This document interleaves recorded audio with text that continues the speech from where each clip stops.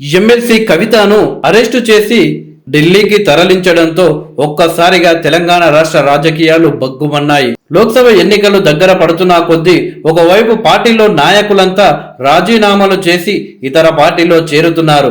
మరోవైపు కవితను అరెస్టు చేయడం బీఆర్ఎస్ కి ఎన్నికలకు ముందు ఒక పెద్ద ఎదురుదెబ్బే అని చెప్పవచ్చు.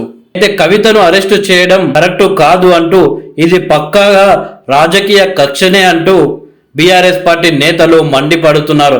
అయితే ఇలాంటి సందర్భాల్లో హరీష్ రావు అలాగే కేటీఆర్ సైతం కవిత అరెస్టు గురించి స్పందించినా గానీ మాజీ ముఖ్యమంత్రి కేసీఆర్ గారు మాత్రం సైలెంట్ గా ఉన్నారు. కూతుర్ని అరెస్టు చేసినా గానీ స్పందించని బీఆర్ఎస్ అధినేత మౌనం వెనుక ఉన్న వ్యూహం ఏంటి అని ఇటు బీఆర్ఎస్ కార్యకర్తలు అలాగే ఇతర పార్టీల నేతలు కూడా ఆలోచిస్తున్నారు. అయితే ప్రధాని నరేంద్ర మోడీ గారి మల్కాజ్గిరి రోడ్ షోలో ఉన్నప్పుడే కవితను ఈడీ అరెస్టు చేసింది. మోడీకి ఈడీ విభాగం పంజరంలో చిలుక లాంటిదంటూ ఇప్పటికే విమర్శలు రాగా ఆయన తెలంగాణలో ఉన్నప్పుడే కవితను అరెస్టు చేయడం గమనార్హం.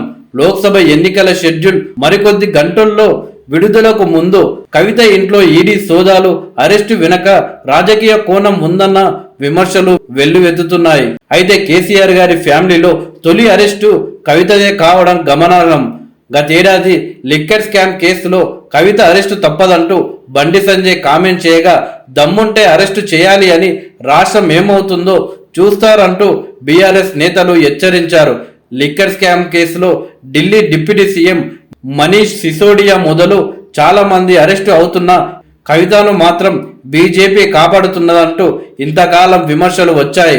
తాజాగా ఆమె అరెస్టుతో బీజేపీపై విమర్శలు మొదలయ్యాయి. అయితే అసెంబ్లీ ఎన్నికలకు ముందే కవితని అరెస్టు చేస్తే తెలంగాణ రాష్ట్రంలో బీజేపీకి చాలా లాభం ఉండేది. కానీ అసెంబ్లీ ఎన్నికలకు ముందు కవితని అరెస్టు చేయకపోవడం కాంగ్రెస్ కూడా బీఆర్ఎస్ బీజేపీ ఒకటే, అందుకే కవితను అరెస్టు చేయడం లేదు అని జనాల్లోకి బాగా తీసుకువెళ్లడంతో ఒకవైపు బీఆర్ఎస్ నష్టపోయింది, మరోవైపు బీజేపీ నష్టపోయింది. అయితే రానున్న లోక్సభ ఎన్నికల్లో ఎలాంటి నష్టం బీజేపీకి కలగకుండా కాంగ్రెస్ పార్టీ అసెంబ్లీలో గెలిచినట్టు ఎంపీ ఎలక్షన్ లో గెలవకుండా అడ్డుకునేందుకే బీజేపీ ఇలాంటి ప్రయత్నాలు చేస్తుంది అని రాజకీయ విశ్లేషకులు విశ్లేషిస్తున్నారు.